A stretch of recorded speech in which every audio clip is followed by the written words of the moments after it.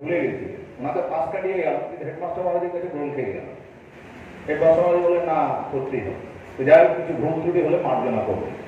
আমি একটা প্রত্যন্ত গ্রামের ছেলের কথা বলবো। ছেলেটির নাম ভুবন বাদ্যকর। সে কিন্তু ওই কাঁচা বাদাম খেতে ভুবন বাদ্যকর নয়, একেবারে গ্রামের ছেলে, আমাদের পশ্চিম বর্ধমানের কাটাগড়িয়া গ্রামের ছেলে। এবার গ্রাম্য ভাষাতেই বলবো, 25 থেকে 30 বছর আগেকার কথা। সে পড়াশোনায় ভালো ছিল না, কিন্তু সুন্দর সে পশু পাখি মানুষের গলা নকল করতো। মাঝে মাঝে যখন ওই রাজসিকতাকে যায় পরে হয়তো রাজসিকতার গলা নকল করলাম। যাই হোক, তো সেই 25 থেকে 30 বছর আগেকার কথা। ওকে একদিন পড়াচ্ছে, পড়াতে পড়াতে জিজ্ঞেস না যে হ্যাঁ বোন, পৃথিবীটা ঘোরে কেন? ওর তো মুক্ত বলছে, গ্রাম্য ভাষাতেই বলি, স্যার পৃথিবীটা নিজের ধান্দাই ঘুরে। ধান্দাই ঘুরে মানে যেমন আমার বাবা স্যার সকাল থেকে সন্ধ্যা অবধি ধান্দাই ঘুরছে, আপনি যেমন স্যার কিছু 2 পয়সা কামানোর জন্য এসছেন ধান্দায়, পৃথিবীটা ধান্দাই ঘুরে।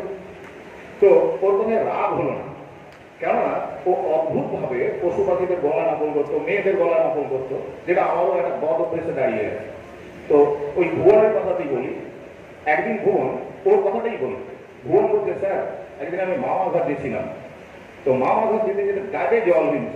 আমাদের পুরুলিয়া ওই সব সাইডে প্রচুর বৃষ্টি হলে আমরা এইভাবে বলি যে গাছে জল হয়েছে। তো গাছে জল হয়েছে স্যার, এবার পুকুর পাড় ধরে যেছি তো যেছি হঠাৎ করে দেখলাম স্যার একটা ব্যাং ডাকছে। তো ব্যাংটাকে আমাকে ডাকছে,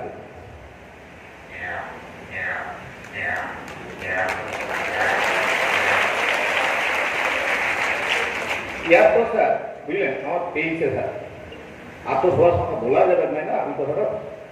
তো পেয়েছে স্যার, চেন তো খুলেছি আর দেখছি স্যার একটা সাপ ব্যাং ধরেছে। তো ব্যাংটা কেমন করে ডাকছে দেখুন।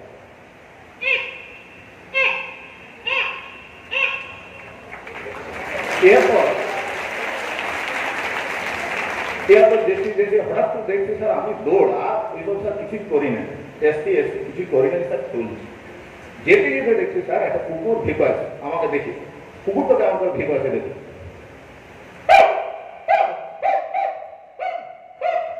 আমি সব দৌড় দৌড় দৌড় মামা ঘরে ঢুকবো, দেখছি একটা গাছে কোকিল বসে আছে। তো কোকিলটা কেমন করে ডাকছে।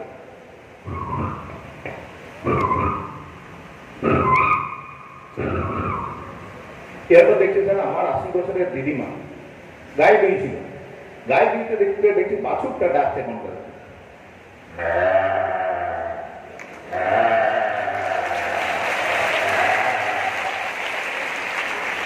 এরপর দিদিমা সে কাপা গলাতে বলছে, ওরে ভুবন অনেকদিন পর রে, এটা ফুটবল করে সার্কাস হচ্ছে, আমাকে দেখাতে যাবি?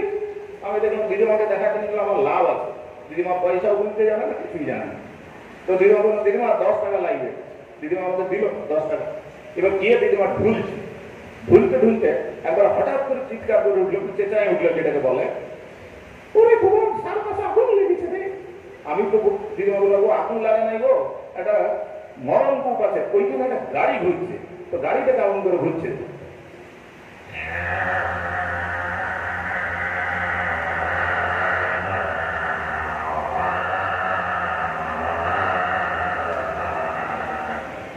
এটা তো সার্কাসের লাস্ট দিন ছিল, আর আমারও প্রোগ্রাম শেষ।